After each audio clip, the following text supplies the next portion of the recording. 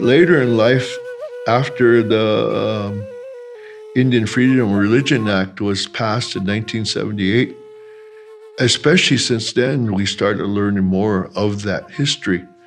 But up until that point, speaking for myself, I never knew a way of prayer that we had as Lakota existed. Because everybody in church wouldn't pray in Lakota. They would pray in English. But they would sing songs in Lakota.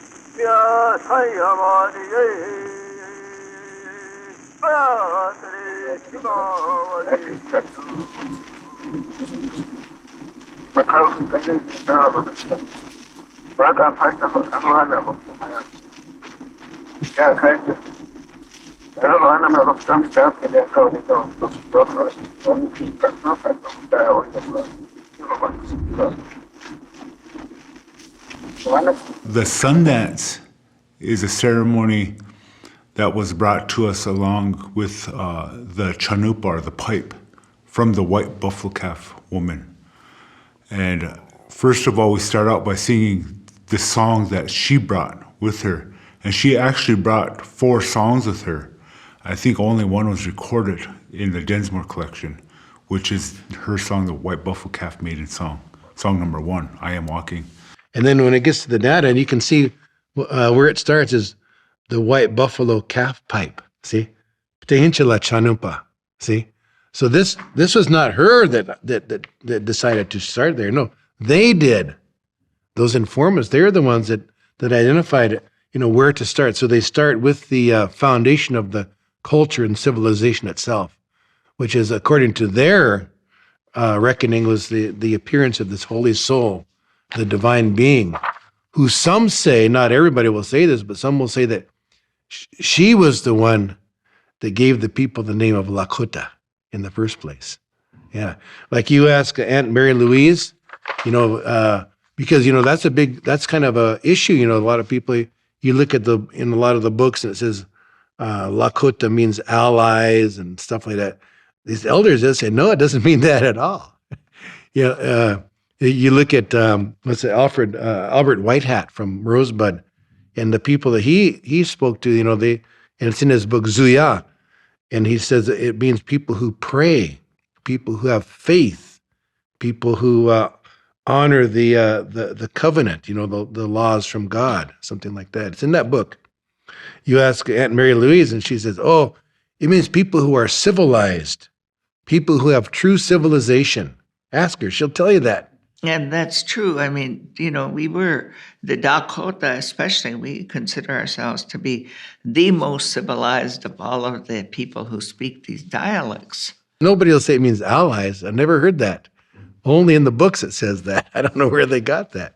But you talk to fluent speakers, they'll never say that. That's a different word. You could say that word, allies. You could say, Kolakichie or Kolakityapi. You could say it, allies. But it's not that. It's not what it is. It's a different word.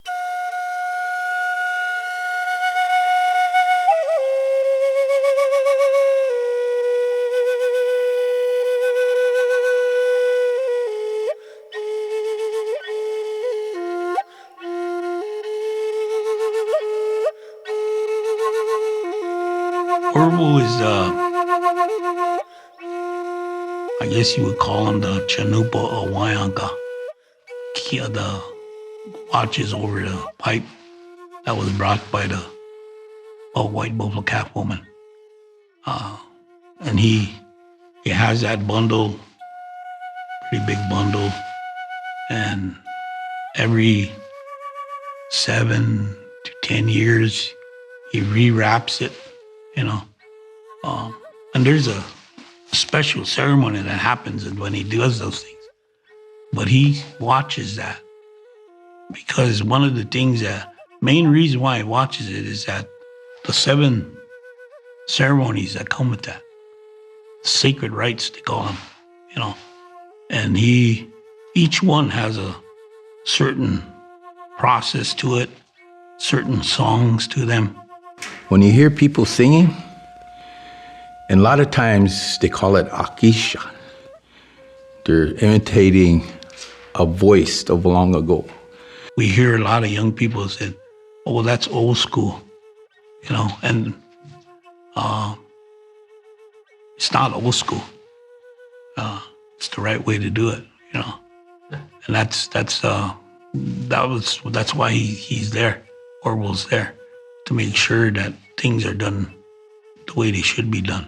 The one that they identified as the one who would deliver that, his name is Lone Man, Ishnala Wicha. It means he alone is a man. That's really, you look at that, you say Ishnala Wicha, he alone is a man. But they translate it as lone man. He delineates 12 ethical teachings that Lone Man was the one that identified those as the foundation of the dispensation of the Ptehincha Laskawi. This man, Ishnala Wicha, was a very eminent person. So all the living elders at the time, they identified him as the one to give the account. All of them of that generation, they were well-respected leaders.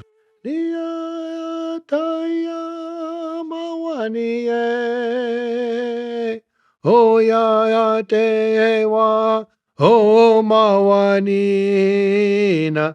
ho taya mawaniye, niyaya taya mawaniye, walutawa awa uwe.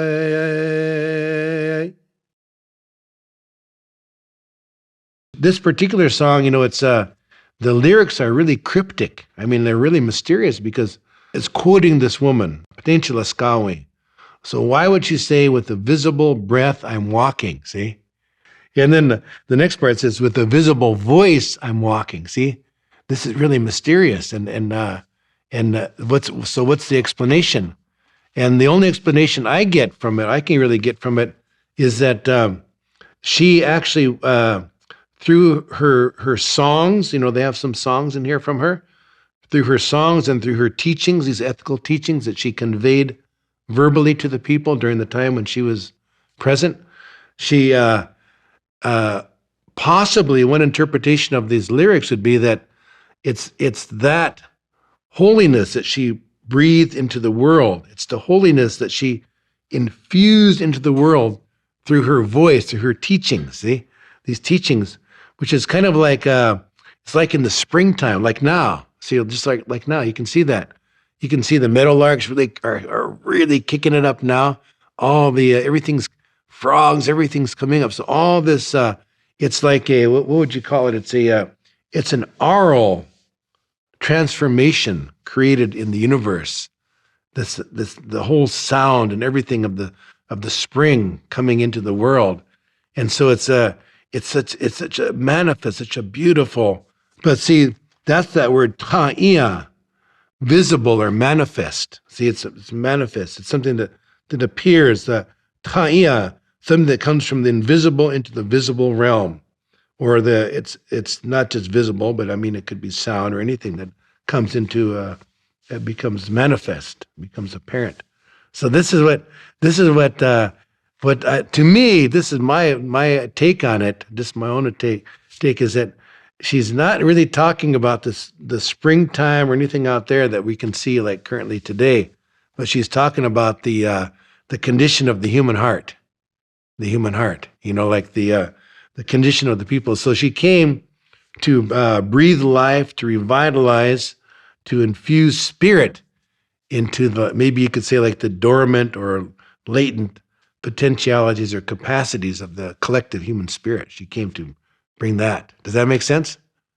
That's kind of like the way I understand it, the way I get it.